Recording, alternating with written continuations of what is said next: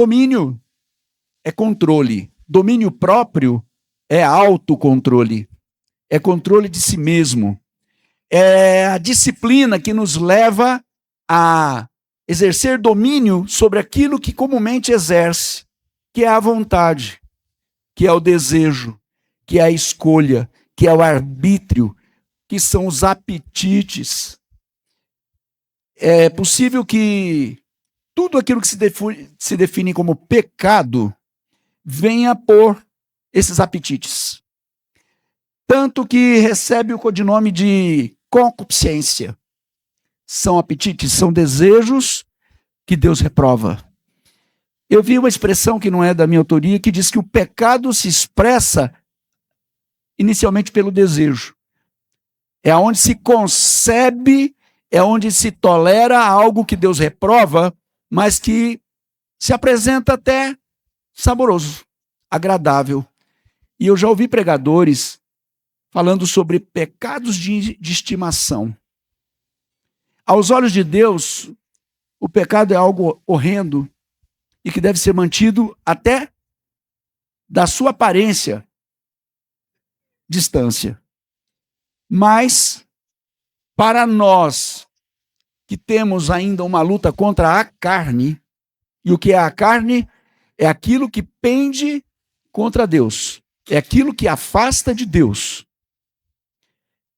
Nós precisamos lidar com esse conflito. Você vai ver comigo que a Bíblia trata como uma guerra. Há uma luta, uma guerra permanente entre o espírito e a carne. Não o espírito. O espírito de um novo homem, o espírito de alguém que foi transformado pelo Espírito de Deus. Porque ao homem natural não há conflito. O homem natural é aquele que nunca se rendeu a Deus, nunca se converteu. Para ele é natural, portanto, seguir pecando.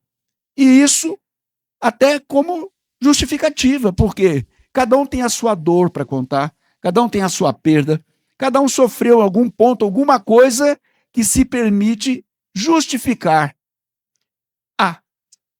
Eu já passei por tantas coisas, é só isso, é só uma coisinha.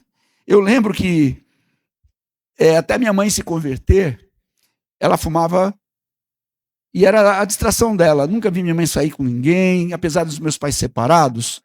Eu já disse, minha mãe era uma mulher linda, jovem, com 30 anos. Nunca alguém bateu na porta e disse, ô menino, chama lá sua mãe. Nunca eu atendi um telefonema de alguém falando, ó, mamãe tá aí? Nunca teve. A minha mãe foi sempre mulher de um homem só. Mas ela dizia que o marido dela era o cigarro. E ela justificava a manutenção do seu vício, dizendo assim, é a única satisfação que eu tenho. Será que isso vai me levar para o inferno? Não, claro que não, não é isso que leva. É que Jesus quer ocupar esse lugar na nossa vida, naquilo que nos satisfaz, naquilo que nos preenche. E foi tão logo quanto ela entendeu isso, Deus a libertou de mais de 30 anos de usuária de cigarro, tabaco. Coisa que parecia impossível, mas onde Deus agiu exatamente no espírito. Assim que ela entregou a vida dela para Jesus, ela recebeu um novo espírito. Lá em 1 Coríntios, no final do capítulo 2, classifica as pessoas em carnais, naturais e espirituais. Aquele que ele chama de natural, então a pessoa, é o adâmico, é aquele que nunca foi transformado, nunca teve uma experiência com Deus. O carnal teve uma experiência com Deus, mas ele vive perdendo para a carne. Apesar dele ter tido um espírito transformado, ele vive em conflito. Por quê? A carne pende para um lado, o espírito para outro, e a carne vence, o pecado vence, os maus hábitos vence, e aquilo que Deus reprova, e que você vai ver comigo, que inclusive atrai a ira de Deus, e impede que Deus faça prosperar conforme é a vontade de Deus. Os homens carnais, o exemplo clássico que a Bíblia dá, são os crentes de Coríntios. Você lendo as cartas aos Coríntios de Paulo, você vai ver como é que ele lida com isso. Até mesmo na ceia, quando eles são repreendidos, é nessa ocasião em que ele diz: vocês se reúnem para festejar, para comer, enquanto outros passam fome, e não é para isso. Esse momento é para quem tem discernimento, porque senão sempre haverá entre vocês fracos, doentes e esses que dormem. A exortação é severa de Paulo àqueles que são carnais. E é muito comum isso se operar. Por quê? Porque há uma conspiração do mundo continuamente para te afastar de Deus. Olha as oportunidades à sua volta. Não. Olha o seu celular e veja quantas oportunidades ali existem daquilo que não tem nada a ver com Deus e daquelas que, se porventura houver, te levam a Deus. Isso é só um exemplo. E olha o nosso dia, esprema uma semana inteira vivida, a semana que passou. Procure pedir para o Espírito Santo esquadrear teu coração e ver quanto tempo se gasta com aquilo que é de Deus, buscando a Deus, e quanto tempo se gasta com aquilo que é fútil, que dá em nada, que não tem acréscimo, ou o que é pior, que alimenta a carne. Perceba, então, que se eu tenho uma luta entre dois adversários ferozes, como a carne e o espírito, se você ler Gálatas, especialmente a partir do verso 16, a palavra mostra o que é que vence. É aquele que nós mais alimentamos. Isso parece até óbvio, né? Você tem dois opositores. Pegam irmãos gêmeos, nascidos da mesma mãe, com a mesma constituição, mas um você deixa à míngua e o outro você alimenta com tudo que você tem. E coloque os dois no enfrentamento. É evidente que o que vai ganhar é aquele que mais foi alimentado. É isso que a palavra nos exorta. E nós aqui temos, com clareza nessa passagem, em que Deus fala para Caim e para mim e para você. Até porque ele usa esse exemplo de Caim na sequência. Lá, até Judas, o nome de Caim é citado. E ele fala para que nós tenhamos cuidado. Quando ele fala lá na carta de Judas, ele começa a falar sobre até os anjos caídos, eles não foram poupados. O povo que vinha atrás de Deus, de Moisés no deserto, não foi poupado. E numa ocasião, até citando a questão da ação de Satanás disputando pelo corpo de Moisés, ele inclui Balaão, Caim, e nos exorta a não procedermos assim. É um exemplo claro, evidente, e no que dá. Quando alguém começa sendo ingrato a Deus, rebelde e mentiroso diante de Deus. O coração, o sentimento é o seu pior inimigo. Quando reflito sobre o coração, eu pergunto: você confiaria em alguém que blasfema, fala mal de Deus? Você confiaria em alguém que, sob juramento, é capaz de mentir? Você confiaria em alguém que rouba? Em alguém que é violento e que trai as pessoas mais próximas? A resposta é clara: não, pois esse é o nosso coração. Jesus denuncia lá em Mateus 15, exatamente dizendo que é disso que procede do coração. Quando ele é constrangido porque está comendo e não lavou a mão, diz: não é o mal que entra na boca do homem, o mal é o que sai, porque o que sai da boca vem do coração, e do coração é que procedem esses maus desígnios. E se nós formos honestos diante de Deus, é exatamente isso que Deus trata, à medida em que nós vamos nos aproximando de Deus. Por isso, o cuidado que temos que ter.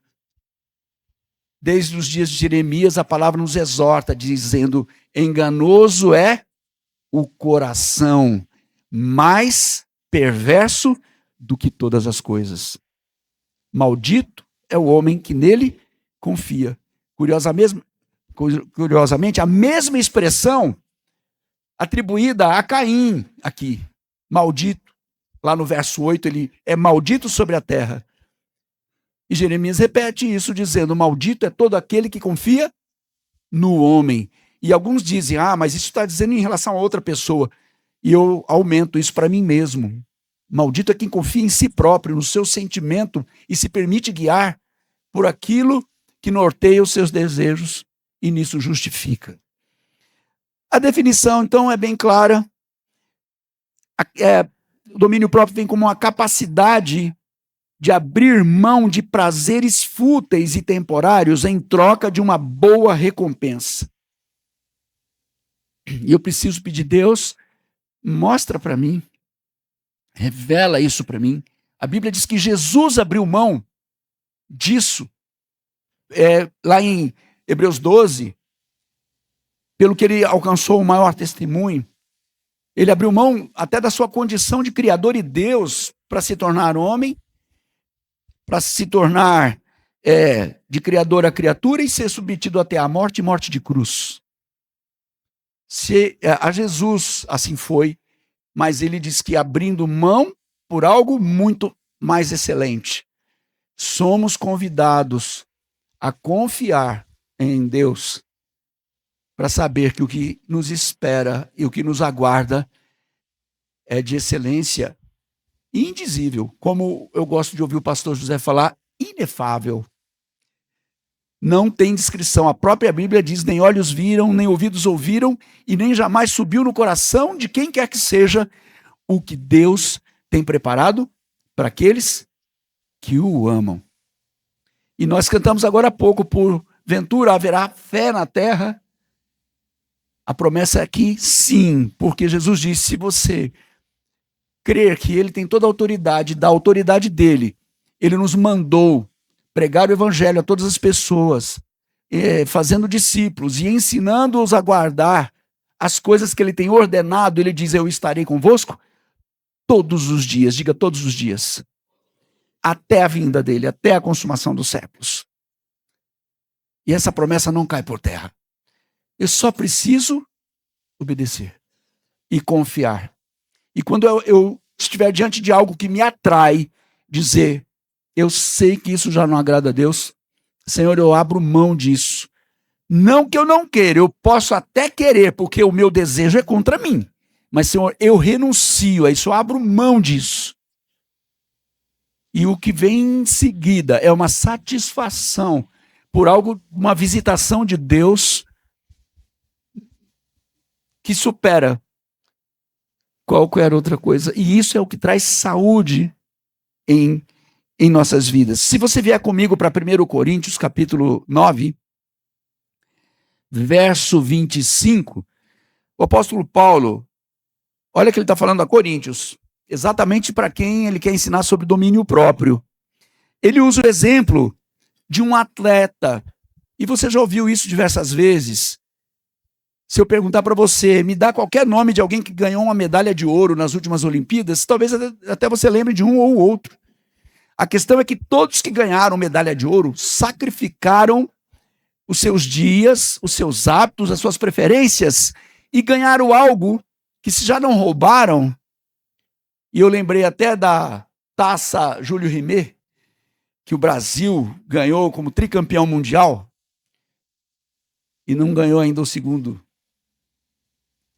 troféu. Sabe qual é o fim da Júlio Rimet? Uma taça de ouro. Foi roubada, bateram a carteira da seleção brasileira, levaram a Júlio Rimet e derreteram. Nem isso sobrou. O que tem lá agora na CBF é uma réplica.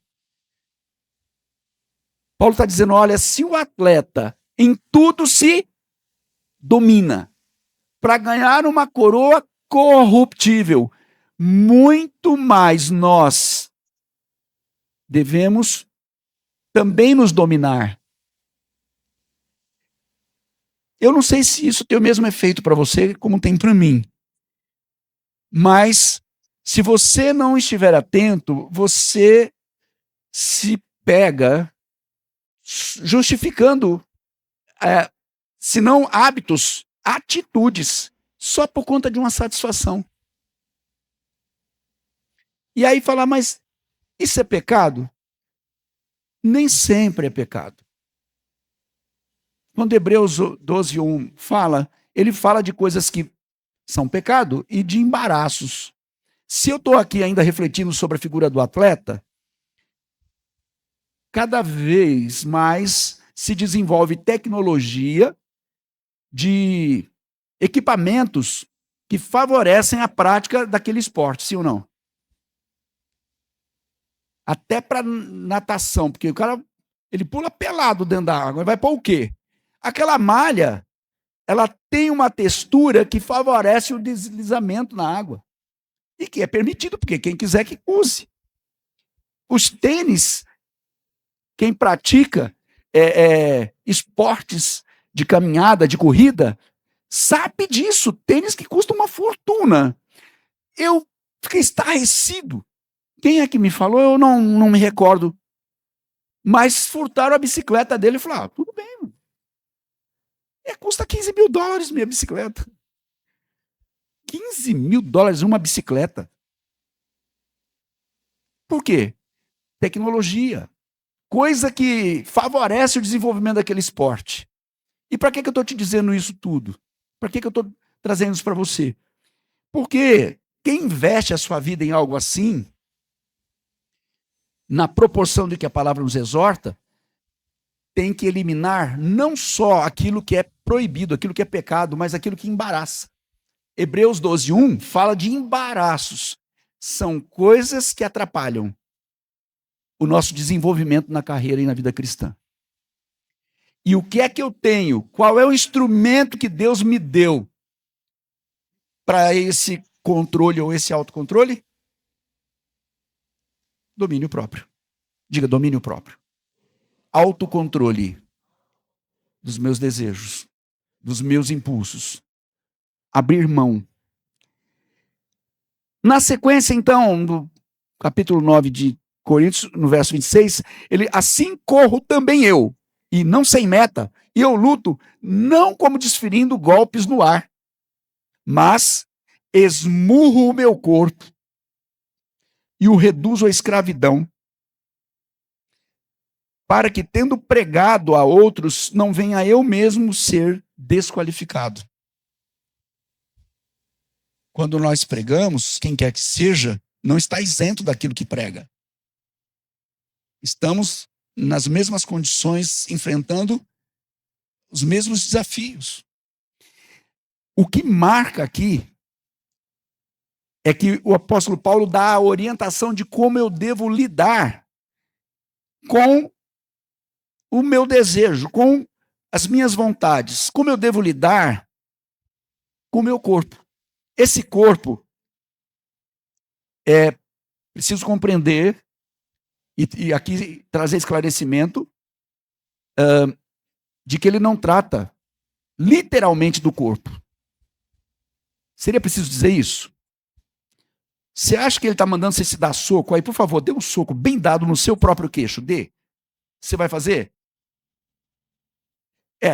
Se mantenha escravo em ferros, em corrente. Compra. Amanhã cedo, atenção, igreja, você vai comprar grilhões, algemas e coleiras, enfim, e vai viver acorrentado. É isso que ele está dizendo? Mas você sabe que teve teólogos, teve gente, teve quem se denominou cristão e que ele se flagelava, porque achava que era isso que estava dizendo o texto. Ele se mantinha em clausura, em mosteiros, isolados de tudo. E não é disso que trata esse texto. O que ele está tratando aqui é de subjugo. Porque a carne não se converte. Fala comigo. A carne não se converte. Eu não gosto desse negócio de falar para a pessoa do lado, mas fala para a pessoa do lado, fala. Fala, a carne não se converte. Fala. Não tenta converter sua carne. Não tente. Por quê? A Bíblia em nenhum momento diz isso para você pregar para sua carne para se converter. Ele diz o quê para você? Espancar a maldita. E para pôr escravidão não é se colocar em clausura, não. É subjugá-la. é fazer com que a sua carne se submeta e obedeça. Principalmente sujeitando os teus desejos e paixões bem longe das suas práticas. Nós vamos ver aqui que ele lida com impulsos interiores com atitudes, claro, exteriores. Porque desejo não é de dentro? Fala que você acerta. Sim. Desejo é paixão, não é de dentro? Vontade não é de dentro? É. Mas como é que eu sei que você está com desejo? Como é que eu sei que você está cumprindo com a vontade? Quando você põe em prática. Eu gosto de repetir, o diabo não é onisciente.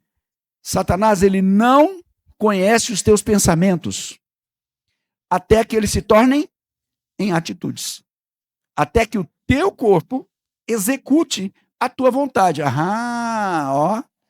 Agora eu sei do que esse aqui gosta. Ele gosta da coisa. E aí ele vai fazer o quê? Tentar em cima daquilo.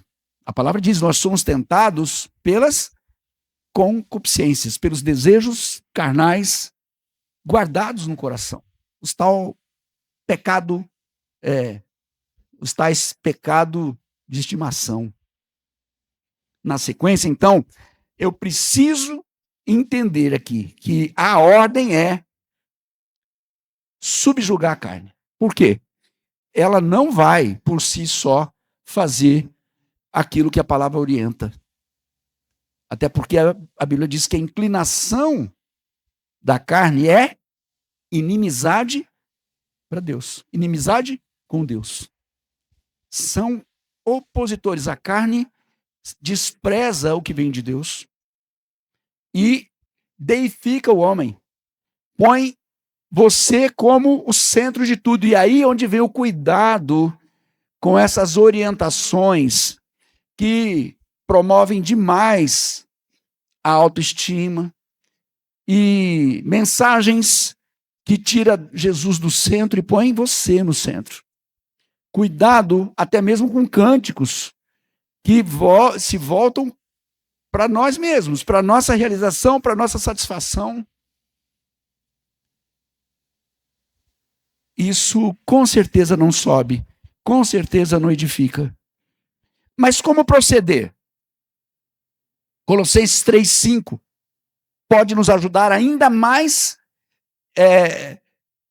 com maior detalhe. Lá em Colossenses 3:5, a partir dos 5 e nos versos em diante, ele diz, fazei, pois, morrer a vossa natureza terrena. O que é que ele está dizendo? Para pregar para a carne?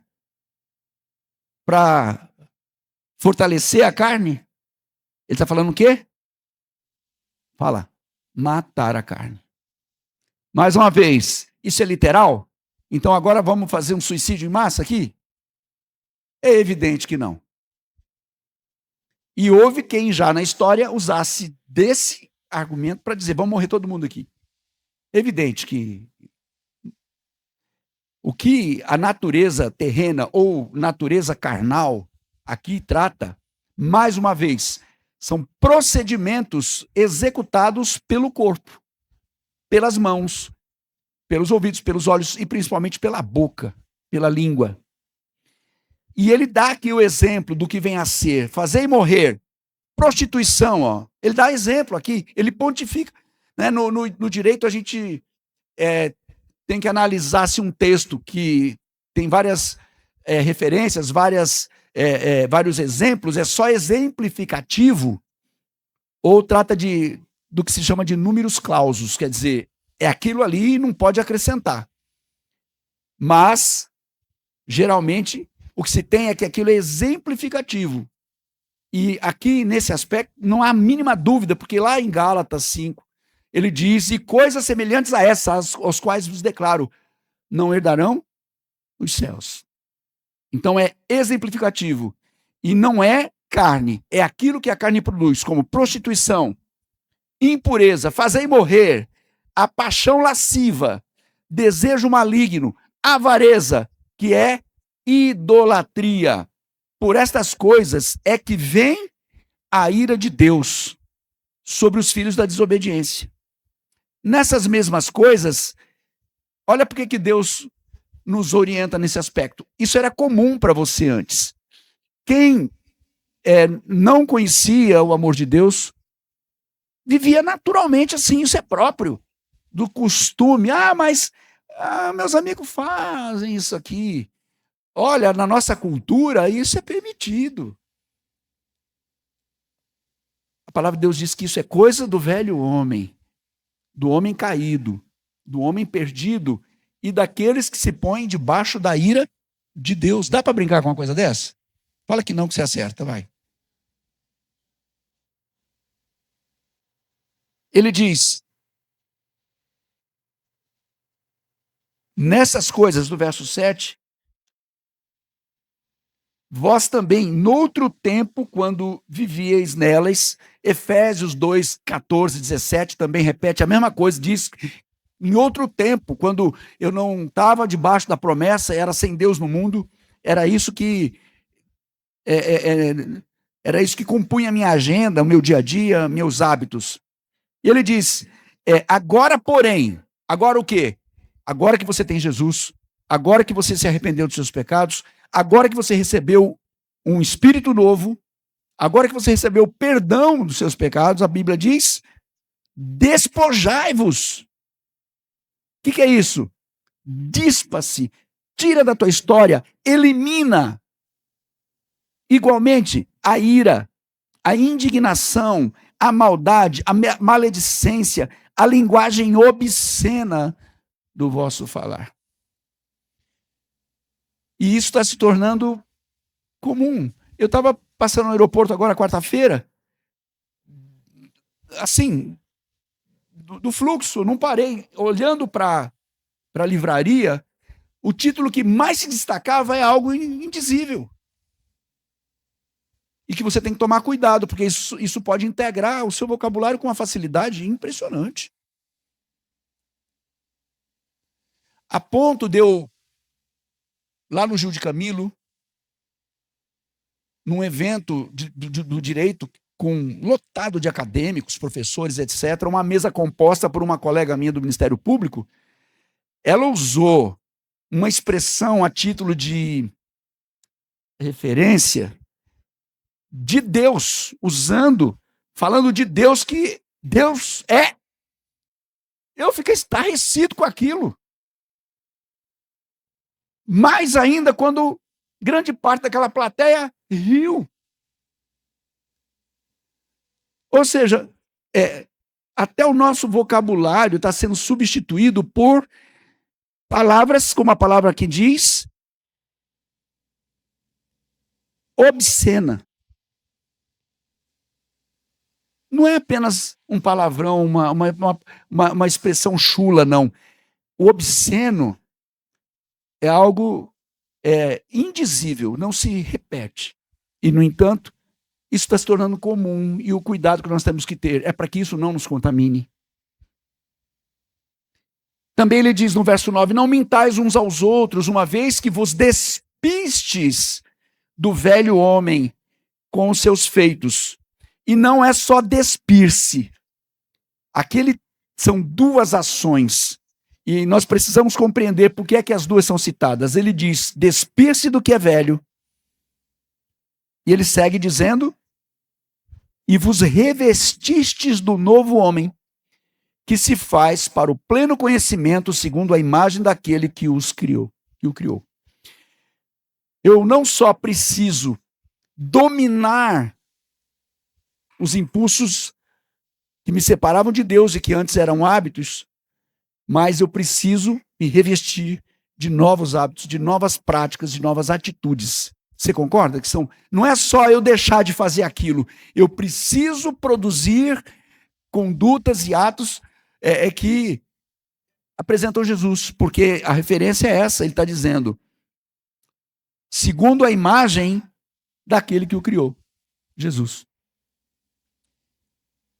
Há quem diga a expressão estatura do varão perfeito, que é Jesus. Então eu não só deixo de praticar, isso é subjugar, levar então o velho homem a natureza pecaminosa e carnal, a escravidão é subjugar, dizer não vai proceder, não vai fazer. E não só isso, mas fazer exatamente aquilo que expressa Jesus. Eu já disse para você, Jesus é o verbo que se fez carne. Verbo é logos. Logos é a expressão de uma ideia. Então, Jesus nos mostrou e nos mostra na sua palavra qual é a atitude de um homem segundo o padrão de Deus. Essa expressão natureza terrena, aqui citada em Colossenses 3,5, a natureza terrena ou carnal, no grego, a expressão é melos. E isso significa membro. A tradução é membro. E, mais uma vez, o cuidado para que não venha eu aqui amputar uma perna ou arrancar um olho quando eu não consigo domínio. Jó fez uma aliança com os seus olhos. E nem sempre nós conseguimos isso. E pelo olho vem a cobiça, vem aquilo que não nos é permitido. Então, se eu for literal na palavra, eu vou ter que mandar arrancar um olho. Ou então, se eu me desvio, eu teria que arrancar uma perna. E não é disso que Deus trata. Ele trata sobre correção de atitudes. Será que é preciso dizer isso? Eu penso que sim, para que nós saibamos que há condição de fazer. Se Deus está dizendo, é preciso ir até a raiz da coisa. Na proporção de se arrancar um olho. Na proporção de se cortar uma perna. É cortar maus hábitos. Cortar desejos que desagradam a Deus e que atraem a sua ira. Aqui, Paulo, então, ele não está falando para qualquer repressão física, mas é anular a força da carne. Você quer ver onde, mais uma vez, Paulo faz referência a essa palavra, membro, como melos, como natureza carnal? É em Romanos 7, verso 5. Ele diz, quando vivíamos segundo a carne, as paixões pecaminosas postas em realce pela lei operavam em nossos membros a fim de frutificarem para a morte. Então, quando eu estava desviado, quando eu era adâmico, natural, a minha mente aceita isso facilmente, o meu corpo corresponde, os meus membros, o meu melos trazia atitude que Deus reprova. E ele diz então que quando eu vivia segundo a carne, essas paixões pecaminosas, elas traziam realce, elas eram vistas pelas pessoas pelo que eu produzia. E isso produzia a morte. E no verso 22 ele segue dizendo, porque no tocante ao homem interior, tenho prazer na lei de Deus, mas vejo nos meus membros, no meu melos, na minha natureza carnal, outra lei, que guerreando contra a lei da minha mente, me faz prisioneiro da lei do pecado que está nos meus membros. Então, a minha carne está comprometida com essas atitudes de um velho homem. No entanto, a minha experiência com Deus e o perdão dos meus pecados traz no meu espírito a regeneração que me põe em luta contra essas coisas.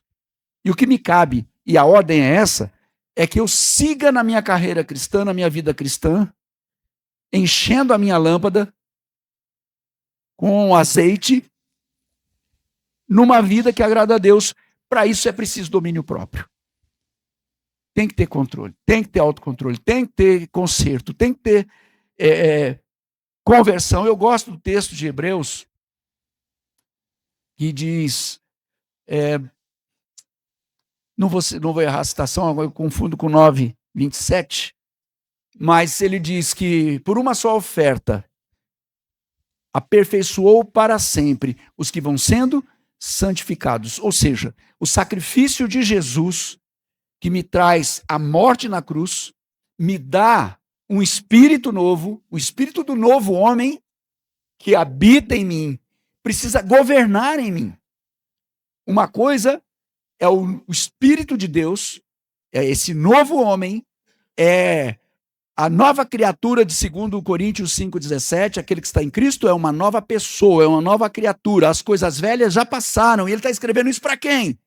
Para gente carnal, para os coríntios. Coríntios, não é corintianos. Hebreus 10,14, obrigado. Hebreus 10,14, ele aperfeiçoou para sempre os que vão sendo santificados com uma só oferta. Então, dá feita a oferta. Eu recebi essa oferta, Deus já operou em mim essa regeneração no meu espírito. O que eu preciso agora é fazer com que o meu espírito domine a minha carne. E é essa a nossa luta diária. E Deus cria um dispositivo diário, que por pior que eu tenha sido hoje, amanhã de manhã me coloca de volta na reta, se eu quiser. Chamado misericórdia. Porque lá em Jeremias a palavra diz: as misericórdias do Senhor são a causa de não sermos consumidos. Porque ele tem prazer na misericórdia. Deus tem prazer em falar: bom, acorda, hoje é um novo dia, e o que você vai fazer desse dia? Como é que você vai gastar o seu dia? Quem vai controlar o seu dia? O que é que você vai alimentar? O teu espírito ou a tua carne? Como é que vai ser esse domínio próprio aí? Você vai dar uma de Caim? Deixando os teus desejos te bater. Eu gosto também de lembrar que duas figuras me vêm à mente, já que estamos falando de portas abertas. Fala, portas abertas.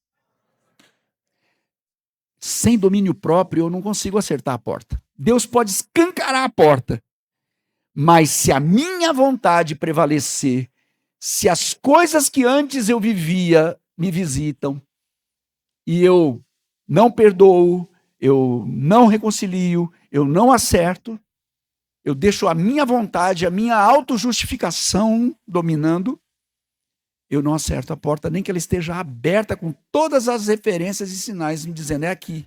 Por quê? Porque eu vou fazer aquilo que minha vontade manda. E a palavra em Romanos 12:2 diz que a vontade de Deus, que é perfeita, é boa e agradável, não a minha. E há um conflito. E aqui Deus põe uma lista de coisas que ele rejeita. Apenas por exemplo, sem falar as demais. Assim, eu preciso cuidar para que essa carne seja mortificada. Essa carne seja desfeita. Pelo menos naquilo que ela opera. E aí é que vem algo aqui interessante. Em Romanos 1, já que fala Romanos 12, no primeiro verso, ele diz: rogo-vos, irmãos, pelas misericórdias de Deus. Sabe que isso não é simples? Essas misericórdias que me dá a cada manhã a chance de começar de novo e me acertar com Deus, é o que pode naquele dia me colocar diante dele, olhando nele o meu pecado traspassado. No dia em que estiver diante daquele trono, aqueles que forem julgados vão dizer: dê uma olhada. Todos os dias eu te dei uma oportunidade de reconciliar, de domínio próprio, de vencer a carne pelo perdão. Mas dá uma olhada. Apocalipse 1,7 diz que todo olho verá, até os que os traspassaram. E Isaías 53 diz que o que é que traspassa são os nossos pecados. Não tem defesa. Vai ver a sua digital na prática daquilo que condenou Jesus. Filho, eu morri por você, eu te visitei, eu pus gente falando para você, te exortando. Quantas vezes você teve oportunidade de conserto? Toda manhã eu te visitei com misericórdia. Então, Paulo roga pelas misericórdias, dizendo: gente, pela misericórdia do Senhor eu peço que apresenteis o vosso corpo por sacrifício vivo, santo e agradável a Deus. Você quer fazer um culto a Deus racional? Quer dizer, com lógica de Deus, não com a minha? Ele diz o quê? esse sacrifício ele tem que ser separado, é santo, ele não é contaminado, ele é agradável a Deus e não a mim. Isso quer dizer o quê? Que se eu tiver que abandonar coisas que eu gosto e que me justificam, eu tenho que escolher se eu faço isso por Deus ou por mim mesmo. Mas o que é mais interessante aqui é esse paradoxo nessas duas palavras, sacrifício, vivo. Se você for ver a etimologia da palavra sacrifício, implica em extermínio, morte. Morte. Tem que morrer. Sem sacrifício. Sem morte, não tem sacrifício. E como é que faço um sacrifício vivo? Mais uma vez mostrando, então, que não é para você se matar e nem se dilacerar, mas que isso seja extirpado. O sacrifício é tirar das atitudes, tirar do procedimento, tirar das condutas aquilo que me afasta de Deus. Diga amém. O sacrifício vivo, então, vem com aparente contradição, mas, mais uma vez, ele não é literal. E isso faz, então, com que esse meu comportamento seja produzido de forma que agrade a Deus. E isso não se estagna, não é uma coisa que eu faço num dia e está tudo certo.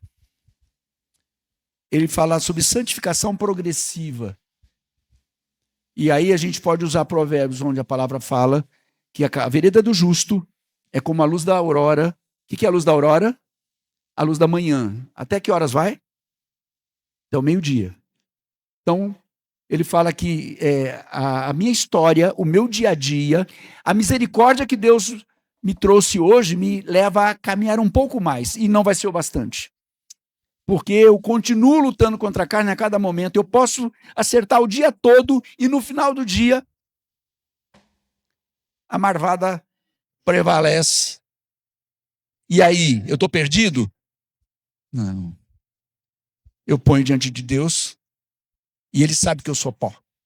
Ele sabe o que é a carne, Ele sabe o que é lutar. E Ele preveniu lá no começo para que não fizesse o que foi feito.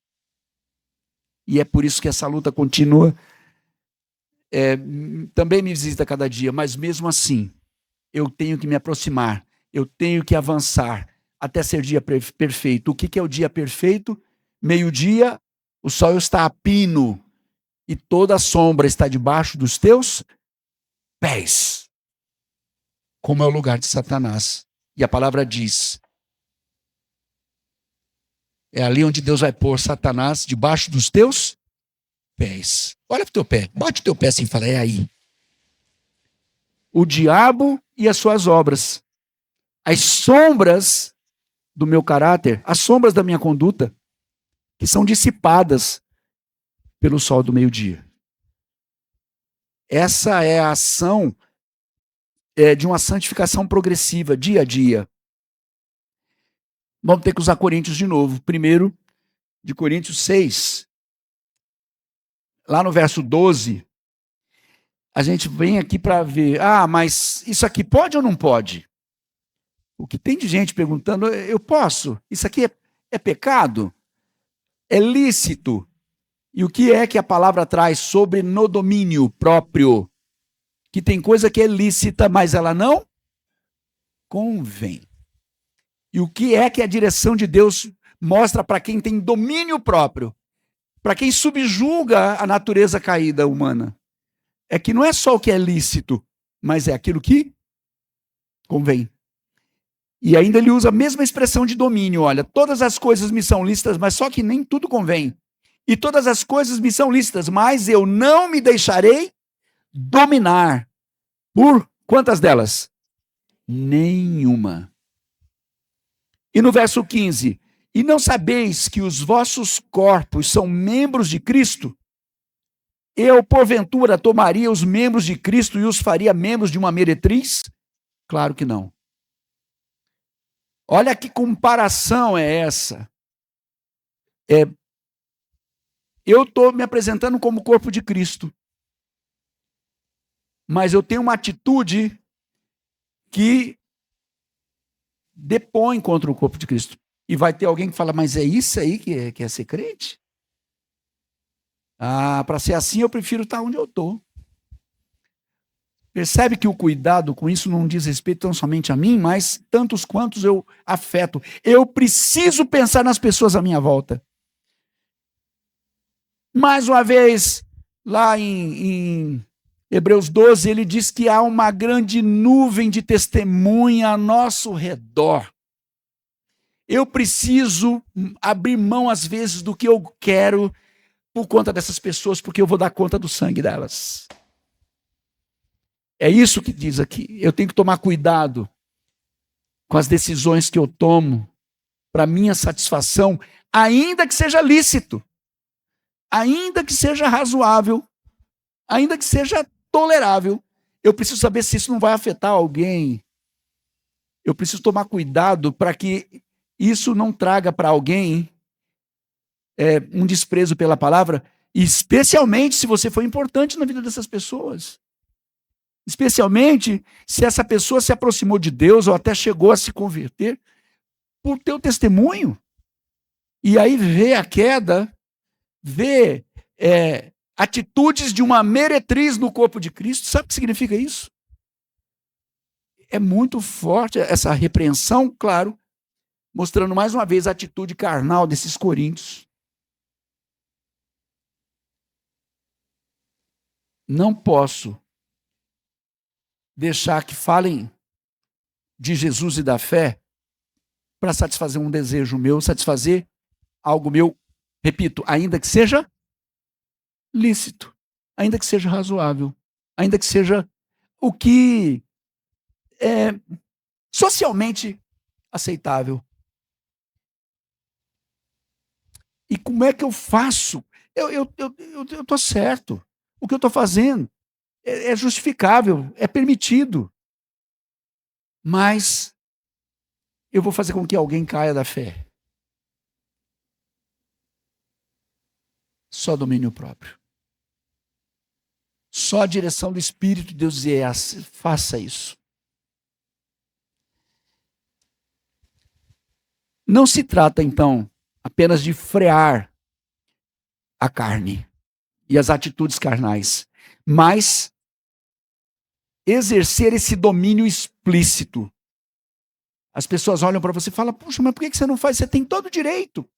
Fala assim, estou abrindo mão disso, porque foi isso que Deus me deu, foi isso que Deus dirigiu. Voltando àquela ilustração de esmurrar a carne e submetê-la à escravidão, é agir com violência, é agir com força e dizer, carne, não é você mais quem governa. Vontade, eu deixo isso na cruz.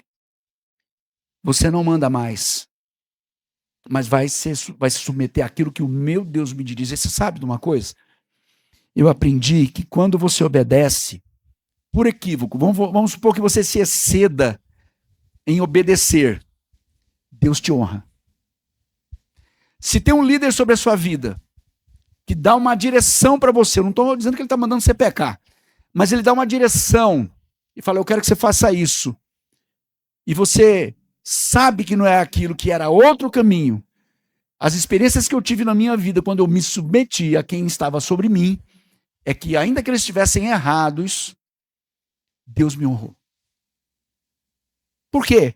É muito fácil você obedecer quem diz aquilo que está de acordo com o que você pensa.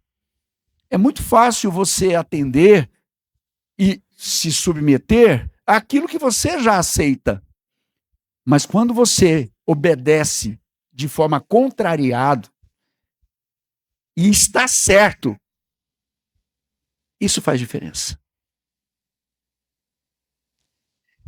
Penso que seja até isso ajustável àquilo que Mateus 5,20 diz, que se a minha justiça não exceder em muito a dos religiosos, dos fariseus, nem sequer entra no céu.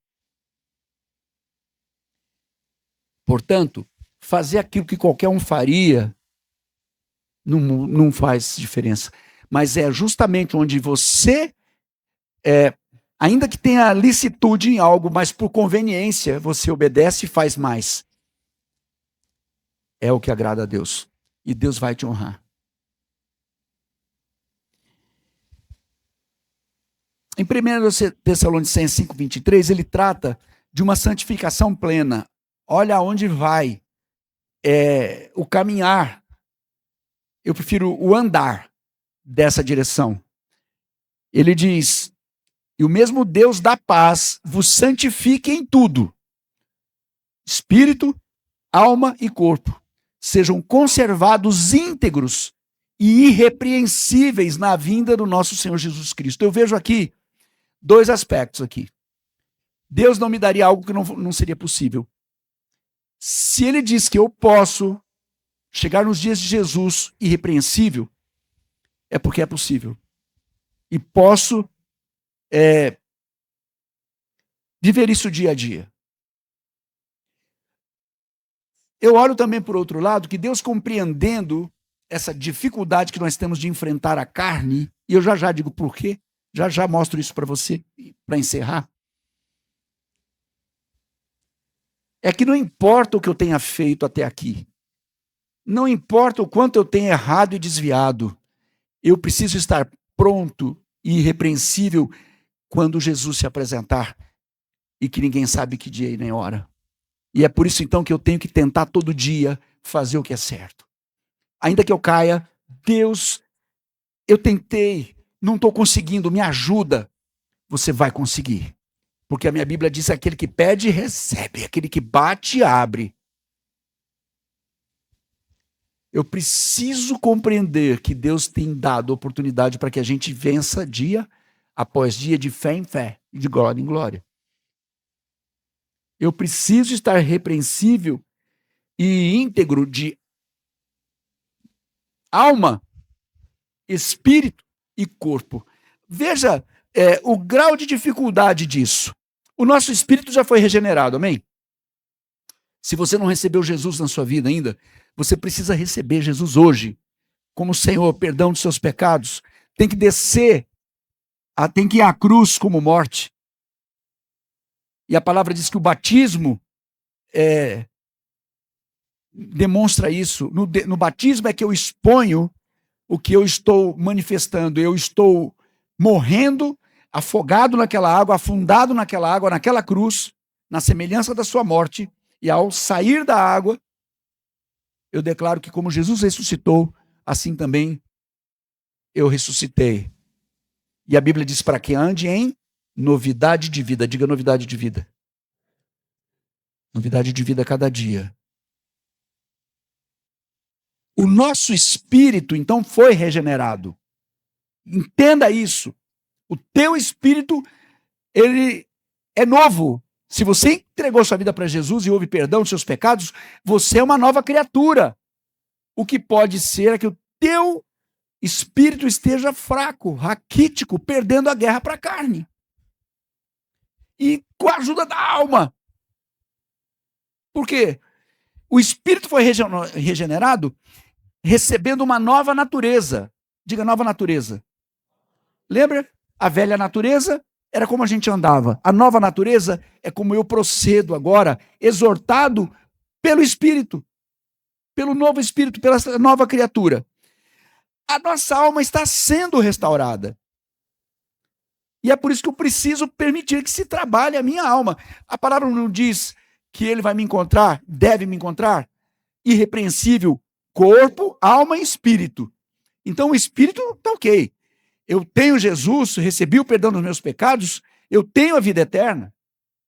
Não depende de obras, mas eu tenho que avaliar até onde as minhas obras não me mostram que eu sequer nasci de novo, que eu sequer recebi um novo espírito. Entende isso? É muito tênue. Eu posso ser salvo, carnal? Posso. Mas será que eu nasci de novo? Será que eu realmente fui restaurado? Será que o meu espírito foi regenerado? Ou foi uma outra coisa qualquer, que não morrer, não aceitar o perdão dos meus pecados? E eu preciso tomar muito cuidado com isso. Por quê? É nisso, então, que a palavra denuncia. Mostra as tuas obras que eu mostro a tua fé. Porque conforme o proceder, conforme aquilo que eu exteriorizo, é aquilo que vem de dentro. E se os meus desejos estão à minha porta, eu posso ser um Caim. Eu posso ser governado por uma mente caída, nunca regenerou. Então é muito melhor eu aceitar as exortações que a palavra me traz e me consertar com Deus ou não. Diga, por favor. É buscar. Mas eu já venho no culto uma vez por semana. Não, agora eu estou vindo só na ceia. Então você vai ter que vir domingo que vem. A palavra diz lá no Salmo 122, alegrei-me quando me disseram. Se você não encontra alegria em vir num culto, você não encontra alegria em estar aqui, não, mas agora eu vejo pela internet, eu assisto. Isso é balela, por quê? A menos que você tenha algum impedimento, alguma limitação. Mas Deus quer que você esteja junto do teu irmão aqui, até para testar o exercício da tua fé. Porque é muito fácil me manter em casa, lá ninguém sabe nem como é que eu estou. E é aqui na igreja que eu vou poder. E para culto, Deus ama o ajuntamento solene, Ele se agrada disso. Então, olha só que coisa. Eu quero que você guarde bem isso. Você já tem um espírito regenerado, ou então vai se converter. A sua alma está sendo tratada, está sendo restaurada. E você tem que deixar Deus tratar a sua alma. Por conta das feridas, das dores, e pode ser coisa do passado como de agora. A palavra é clara sobre isso, sobre vínculos, relacionamentos, especialmente dos de casa. Não posso seguir a orientação que o século traz. A Bíblia diz, não vos conformeis com esse século. Eu preciso estar preso a Deus, ainda que isso não me seja favorável. Ainda que seja lícito e justificável que eu proceda de uma forma, não, todo mundo me dá razão, mas você já viu até onde você está exercendo esse domínio próprio, até pela dor que você enfrenta, pela história que você enfrenta, pela mala que você carrega. Mas é preciso saber qual é o que Deus quer nisso aí, qual a direção de Deus. A Bíblia diz, vai ler a Bíblia, Senhor, o que o Senhor está dizendo? Ainda é para mim isso aqui, mas Deus, o século, a lei, tudo, as pessoas, a igreja tolera que isso aqui que eu estou fazendo é lícito, mas convém. Vai custar alguém que caia. Só que aqui eu lido com uma terceira coisa, que é a carne. Então, espírito é novo. O espírito regenerado, gerado de novo. Não foi reparado, não é consertado, não. É um novo espírito, é uma nova criatura, amém? A alma está sendo tratada. A psique, a lembrança, as memórias. E a carne, o destino dela é destruição. 1 Coríntios 15, 53, 54, diz que isso aqui, é pó. E não tem remédio. 1 Coríntios 15, 53, 54, me dá aqui o texto. Você tem que começar a abrir Bíblia, né?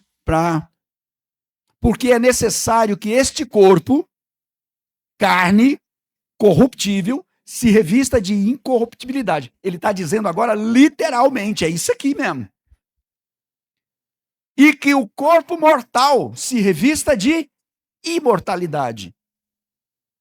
E quando este corpo corruptível se revestir de incorruptibilidade, e o que é mortal se revestir de imortalidade, então se cumprirá a palavra que está escrita: tragada foi a morte pela vitória. Regeneração do espírito, restauração da alma e morte da carne, até o fim, até aquele dia em que nós receberemos um corpo incorruptível. Não dá para brincar com isso, não dá para tolerar. Isso vem desde o Gênesis, como nós iniciamos, lá nos dias de Adão. A ação dupla é de despir-se do velho homem, da velha natureza, e revestir-se dessa nova natureza, gostemos ou não. Não é só frear a carne, é também fortalecer o espírito. E como é que eu faço isso? Você vai ouvir de novo, lendo a sua Bíblia, orando, buscando a Deus, cultuando a Deus conforme Ele manda, vivendo para Deus. Gálatas 5,16, ele fala, andai no Espírito. O que é isso? É um passo após o outro. E não satisfareis jamais os desejos da carne. Está mais claro do que... Veja, não é só então frear a carne, não é só frear o domínio próprio, é um proceder de buscar a Deus, de andar com Deus, de alimentar o Espírito, fortalecer o Espírito, só por uma coisa, a esperança daquele dia em que Ele nos garante estar com Ele em toda a eternidade. Se eu me ocupo disso, é o meu proceder, eu nem me preocupo com as pessoas, porque aquilo que eu faço mostra quem é Jesus na minha vida. Aqui em Gálatas 5 ainda, ele diz, a carne, verso 17, luta, milita contra o Espírito, e o Espírito contra a carne, porque são opostos entre si, para que não façais o que porventura seja do vosso querer. Quem pensa que fazendo o que dá gosto, que é dos seus desejos, está fazendo a sua vontade, não está. Pior ainda, se engana. Por quê? A consequência sempre é dolorosa. Ainda que possa parecer agradável, é efêmero. Passa e tem preço. Não tem como alimentar a carne e não receber a ira de Deus. Porque pende para a morte. E no verso 22 ele diz sobre o fruto do Espírito. E lá você vai ver entre amor, alegria, paz, bondade, benignidade, fidelidade, mansidão, tem o quê? Fala alto. Domínio próprio.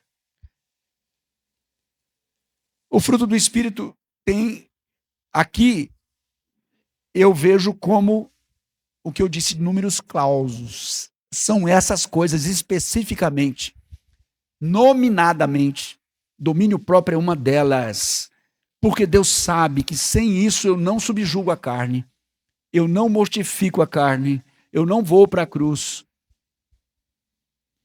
E ele diz que os que são de Cristo, Cristo Jesus, o que é que fizeram com a carne? Hein? Crucificaram. Com as suas paixões e desejos. Mas não é para qualquer um isso aqui, são aqueles que são de Cristo. Quem é de Cristo aí?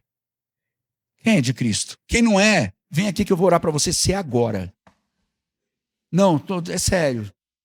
Se você tem dúvida, vem aqui agora. Ah, mas está me expondo. Pastor José, fica em pé, por favor.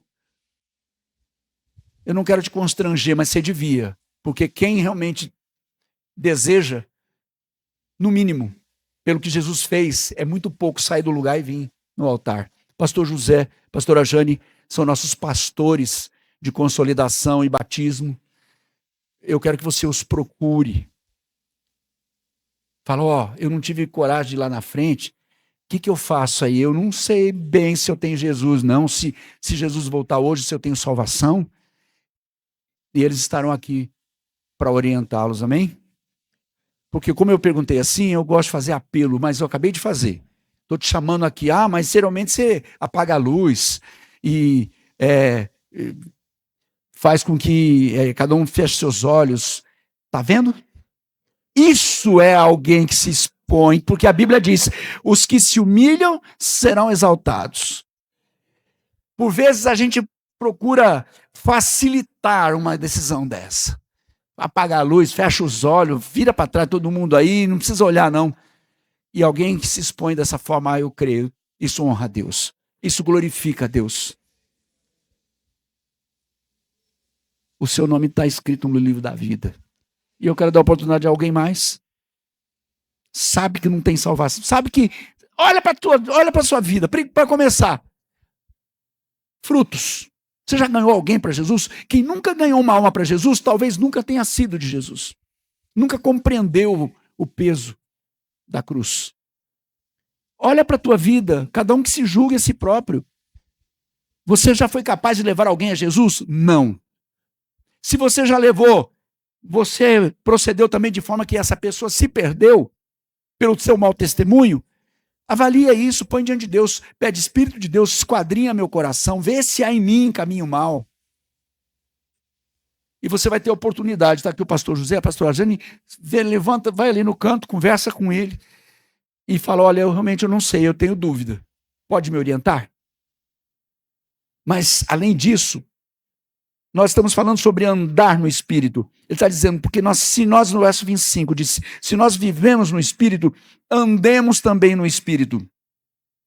O mesmo que se refere no verso 26, 16, é reiterado aqui. A palavra diz, em Mateus 26, 41, vigiai e orai, para que não entreis em tentação. O espírito, na verdade, está pronto, mas a carne é fraca. Isso é o que a gente mais ouve quando alguém vem querer contar um pecado e começa, sabe o gatinho subiu no telhado?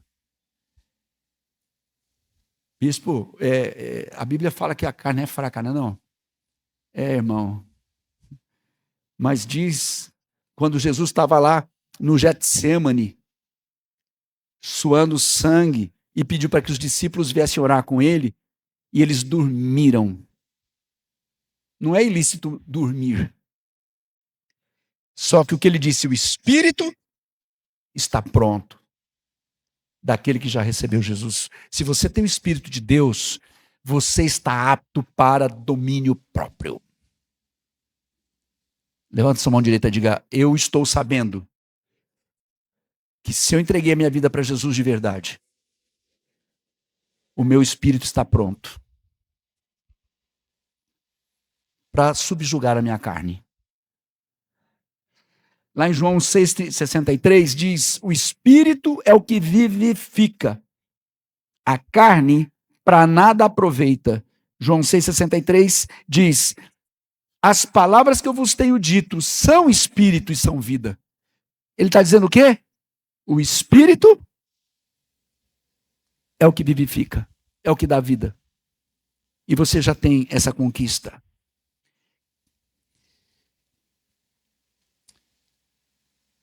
O espírito está pronto para adorar a Deus, o espírito quer Deus, o espírito busca Deus, o espírito se alimenta da palavra de Deus. Como a carne vem na oposição disso, isso mortifica a carne. Até por instinto, a carne reage. E por isso vem o inferno inteiro. Então, toda vez que você começa a buscar a Deus e se aproximar, é natural que venha conflito, que venha até perdas. Mas a palavra de Deus diz que eu tenho que estar com meus olhos voltados para o autor e consumador da fé. E resistir até o sangue na luta contra o pecado. Vamos ficar em pé?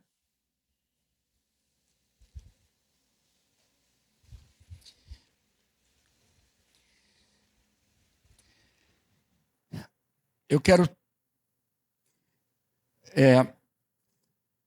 convocar você para a ceia, próximo domingo.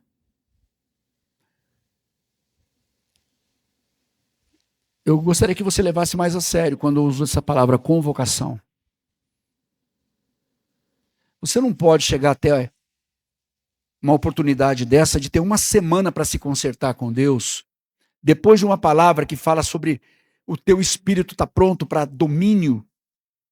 A palavra diz que nós não somos mais escravos do pecado. Ainda que você vá de segunda a sexta, tomando burdoada e fazendo bobagem, mas se lá no sábado você se apresenta diante de Deus, Senhor, eu sinceramente, eu quero a tua misericórdia sobre a minha vida, a palavra ordena você a se preparar para essa ceia. Na verdade, nós deveríamos cear todos os dias. E você tem a oportunidade de se preparar para que, nesse domingo, com essa palavra, você se apresente. Os primeiros dias do mês, nós fazemos uma consagração do mês todo.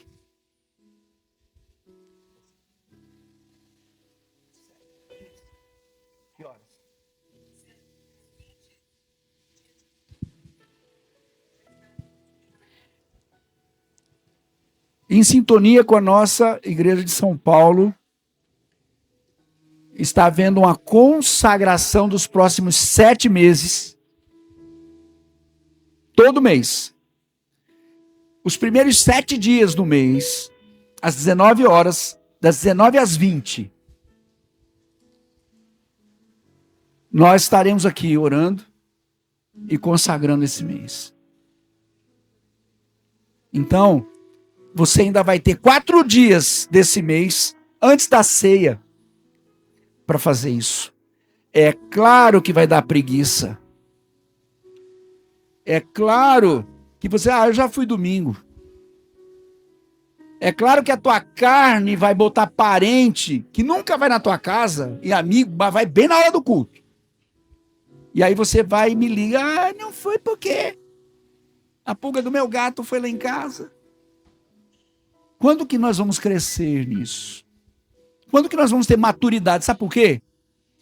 Porque quem quer que seja da tua família, que sabe que você é crente, sabe que é dia de culto, você vai dizer, olha, essa semana eu tenho compromisso.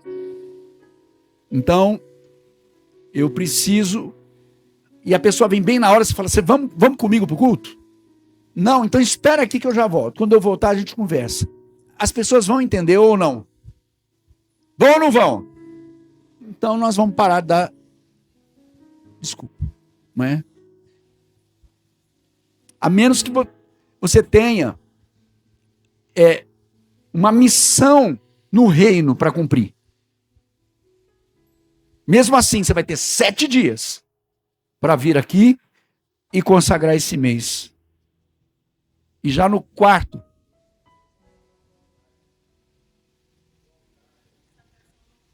sim. E nós vamos começar, sabe como? Dando oportunidade. Nós vamos ouvir uma estrofe só de um cântico. E eu quero que você examine teu coração, feche os teus olhos. Eu já fiz o apelo. Para quem não tem Jesus, já sabe o que fazer. Agora eu estou falando para quem declara que já tem Jesus, já tem um espírito novo, mas tem tido luta contra a carne e quer mortificar. Tem uma coisa na sua carne, você não vai precisar dizer para mim, vai dizer para Deus. Mas ele diz, se nós confessarmos os nossos pecados, ele é fiel e justo para nos perdoar os pecados e nos purificar de toda injustiça. Eu quero convidar você agora, faz se você quiser,